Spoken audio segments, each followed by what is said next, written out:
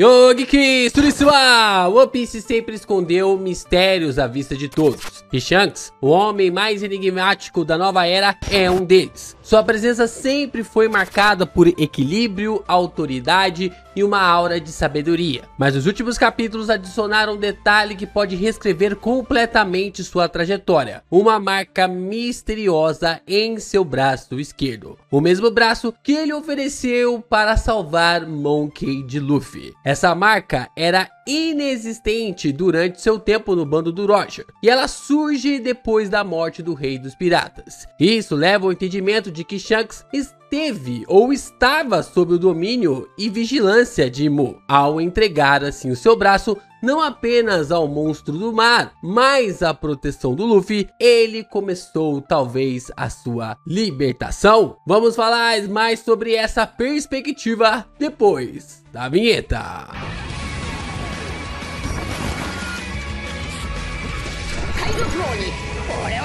Como sabemos, no tempo ali do bando de Roger, o Shanks não possuía a marca em seu braço esquerdo. A gente visualizou isso, pelo menos em alguns momentos do flashback do Bug, ou até mesmo no flashback ali do Oden. O Shanks não tinha essa marca, mas em um reencontro com o Scopper Gaban, 14 anos antes da história atual, a marca aparece em sua pele. É uma marca que se assemelha bastante à marca do Somers, e a diferença é que a marca do Shanks possui 4 corações em sua cruz, enquanto a do Somers parece ali como se fosse o naipe de ouros na ponta ou nas pontas da cruz. Esse é um ponto bem interessante que pode fazer uma conexão direta ali com o Shanks e a maneira como ele teve que voltar a Meryl-Joce para formar ou até mesmo ter essa conexão com o Imu. Shanks, nessa época, não agia como um pirata com total liberdade, porque senão ele teria virado pirata com o Bug. Lá no flashback do Bug, no capítulo 1084, 1083, alguma coisa assim, nós observamos que nesse flashback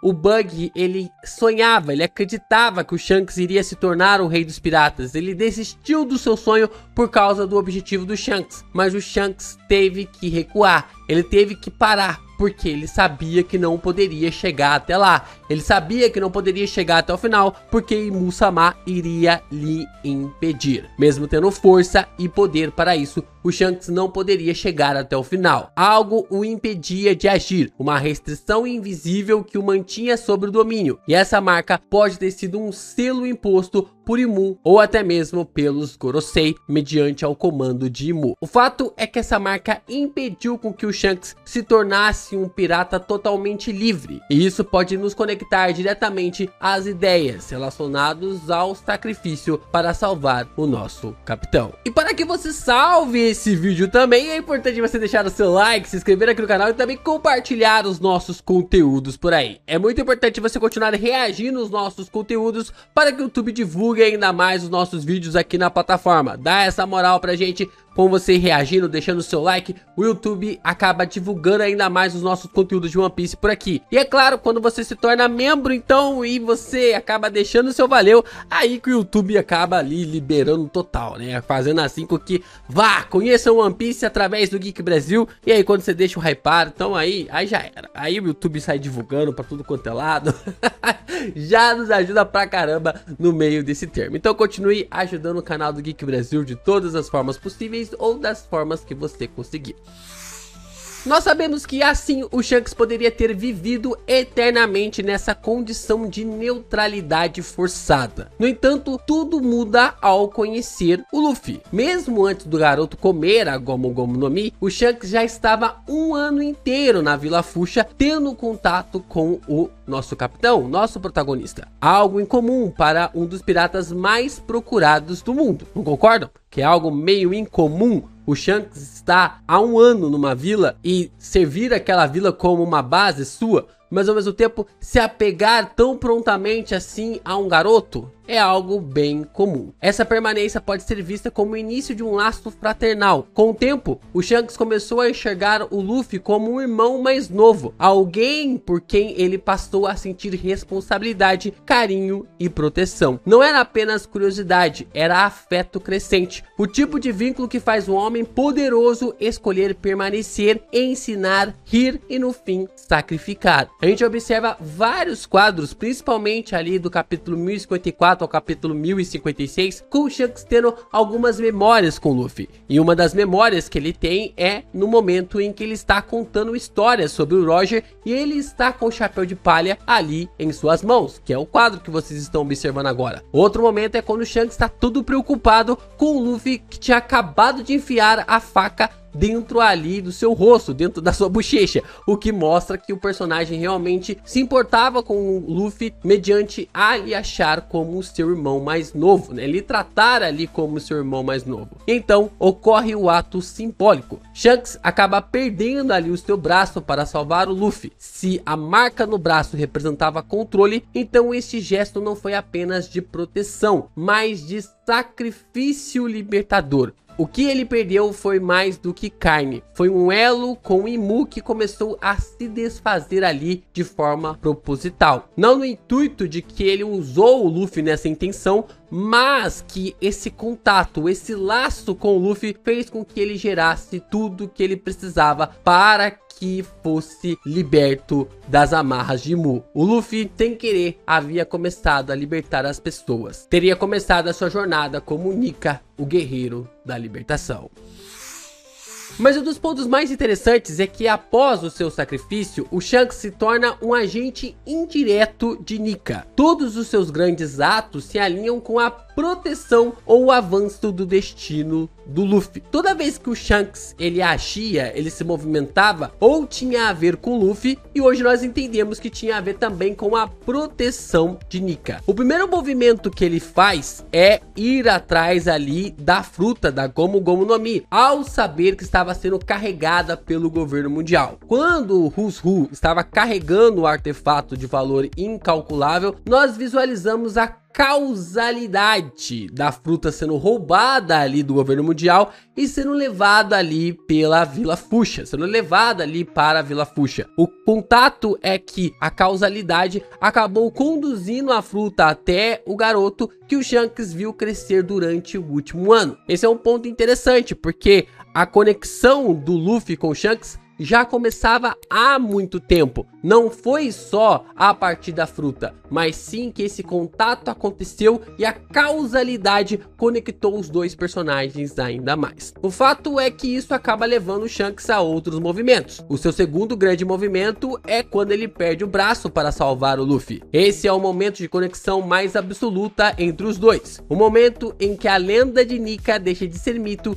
e começa a se encarnar no fato de que o Luffy, pela primeira vez, teria salvo alguém das amarras da opressão. O terceiro movimento do Shanks é quando ele para a guerra em Marineford e assegura a proteção de Luffy, unindo Bug, Law e forças opostas pela sobrevivência do futuro Nika. É claro que o Shanks estava querendo proteger o seu irmão mais novo, mas a figura também era da forma protetiva ali do próprio Nika, da figura realmente ligado a Nika. O quarto movimento que o Shanks tem é quando ele vê o cartaz do Luffy no final de um ano, com o semblante de Nika. O Shanks declara ali para Ben Beckman que está na hora deles roubarem o One Piece. Roubarem o One Piece. Essa é a declaração do Shanks ali para Ben Beckman. O despertar de Nika também desperta ali o próprio Shanks, agora completamente livre para agir. Então, o ponto é que o Shanks ele sempre esteve nessa conexão direta com o Nika, não só pelo fato dele estar próximo do Luffy e como eu disse, a causalidade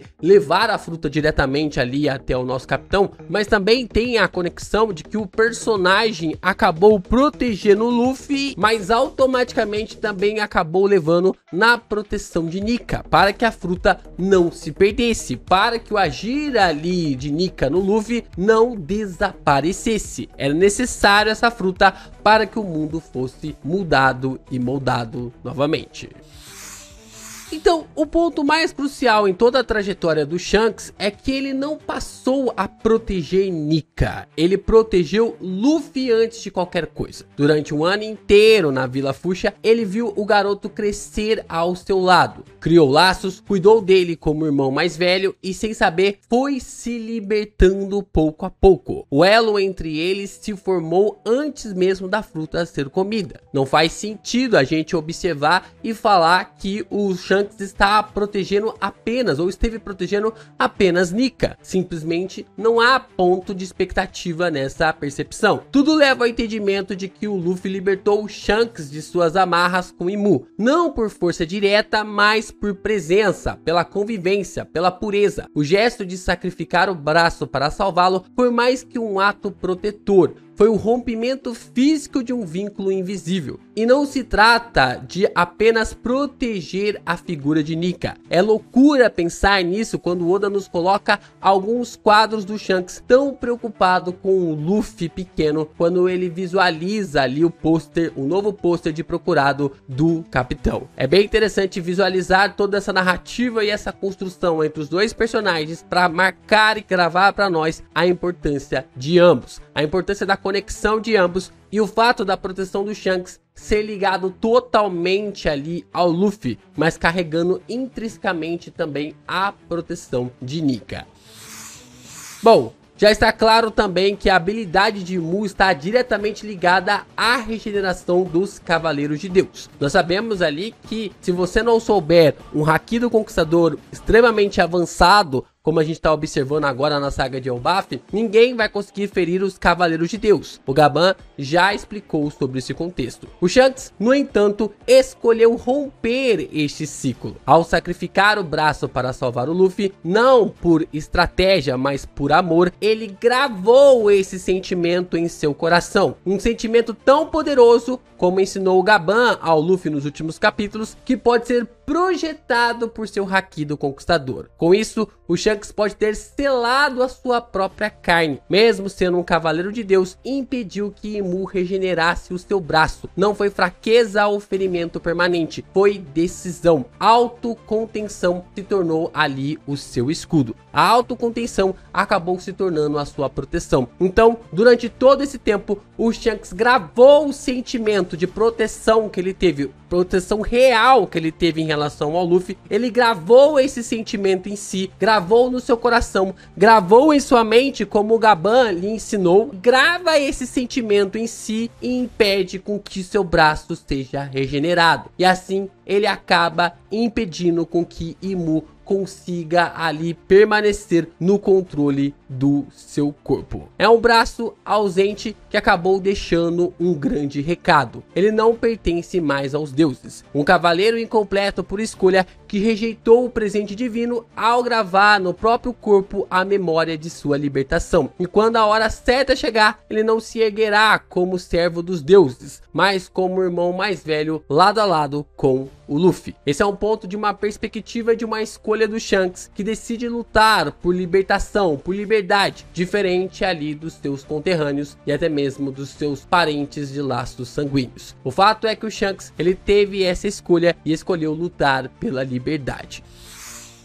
A figura de Shanks sempre nos pareceu perfeita demais para ser decifrada, mas talvez a razão disso seja simples. Ele mesmo esteve preso por grande parte da história, preso por uma marca, por um juramento ou selo que só poderia ser quebrado pela presença do deus da libertação, Monkey D. Luffy. A jornada de Shanks não é apenas a do mentor, é a do guerreiro que foi libertado antes de se tornar o libertador. Cada passo seu desde então é uma escolha: proteger, entregar, sacrificar, esperar. E agora, com Nika desperto, ele também desperta. Ele também começa o seu movimento na busca de roubar o One Piece. O encontro entre Shanks e Luffy não será apenas de gratidão ou pela disputa pelo One Piece. Será o momento em que dois homens que se libertaram do sistema finalmente agem como iguais, para lutar lado a lado, para mudar, para abalar e modificar todas as estruturas do mundo de One Piece.